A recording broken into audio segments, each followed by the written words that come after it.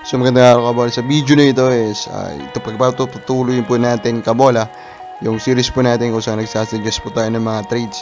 Kabola, and for this edition we will talk about Barangay Ginebra, Terra Firma, Blackwater at saka NLEX Road Warriors kabola. And then one news regarding sa TNT Superstar kabola. So kung hindi pa nakasubscribe, pakipindot naman po yung subscription button. So dito nga, regarding nga po sa Superstar nga po ng TNT na wala nang iba kundi si Mikey Williams. Nagsalita na po si Ricky Vargas, ayaw niya pang umuwi. So what can we do? So natawalan tayo kabola na ganito pa, kumbaga dinepensahan ni Ricky Vargas. Syempre ayaw nilang aminin, no? Dito pong nangyayari kasi of course we all know, first, illegal yun, di ba? So kahit naman alam ng lahat ng fans ng PBA, pangit naman kung lantaran mo aminin, di ba, na hindi nasusunod yung rule ninyo. So ganito yung pagkabanggit nitong si Ricky Vargas regarding sa situation ni Mikey Williams. Pero ayaw naman niya talagang mag-comment po kabola ng specific with what is being discussed kabola. Nausapan muna tayo ng mga comments po. So nakatanggap tayo ng maraming comments regarding nga po dito sa pre-agency. Rain or Shine, farm team nga ba ng TNT Tropang Giga? Sabi ni Avery DDJ, I don't think farm team ng ROS. Kaya nga umalis si Coach Yang sa NLEX dahil sa same reason. Mukhang nasa rebuild mode lang ang Rooster kaya di nakagulat na 2 bigs ang first round pick. I do agree kabola, di ba? That is the number one reason kaya pwede natin sabihin na imposible pong farm team ang Rain or Shine. Kasi nga po, si Coach Yang mismo umalis siya sa NLEX. Kasi nga po yun po yung naging role na po ng NLEX kay TNT kabola. Kasi nga nahirapan na silang mag-build up po ng team kabola. Di farm team yan, ayaw lang talaga ng magpasign ng ROS dahil sa budget daw, sabi ni Mike Harold D2.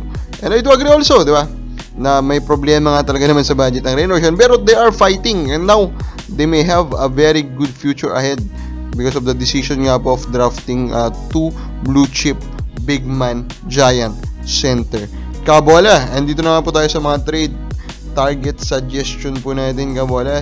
Let's start po with the NLEX Road Warriors giant big man, di ba?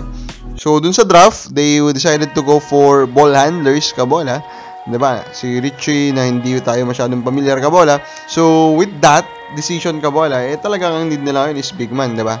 Yes, of course, Roser is there, di ba? He will establish that frontline rotation, pero may kulang pa rin kasi one is not enough. They need to add more kabola.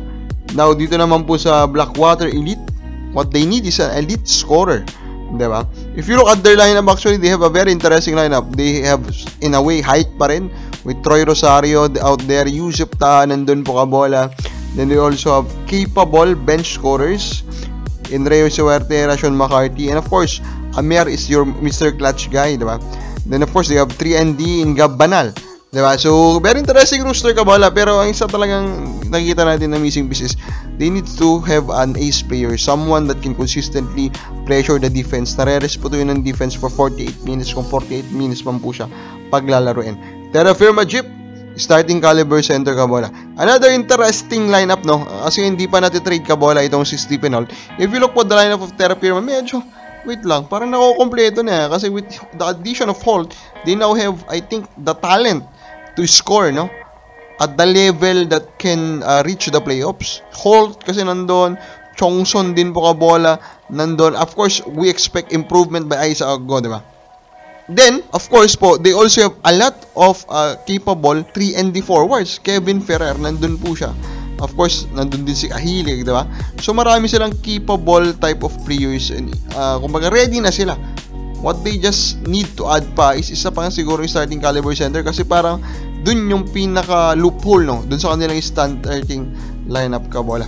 Then of course, Barangay Ginebra, I think backup big man po ang kailangan talaga nila kabola. Naayos na nila yung issue nila sa wing and guard because of the addition of Maverick and Misa. Of course, hindi pa rin ganun ka deep, pero with Maverick and Misa there, I think mas okay na sila doon. Pero sa big man, isang injury lang siguro kay Japet Aguilar or kay Stan Heidinger, medyo sasakit na ang ulo, ano? Ito si Coach Tim Con. So they really need to look for an additional big man, diba? Like halimbawa, ganun ba kahirap makuha po si Ken Marcarino po ng Terra Firma, diba? Sige pa kabola sa pagiging mo, sino dapat target po ng Ginebra? Comment lang po sa baba.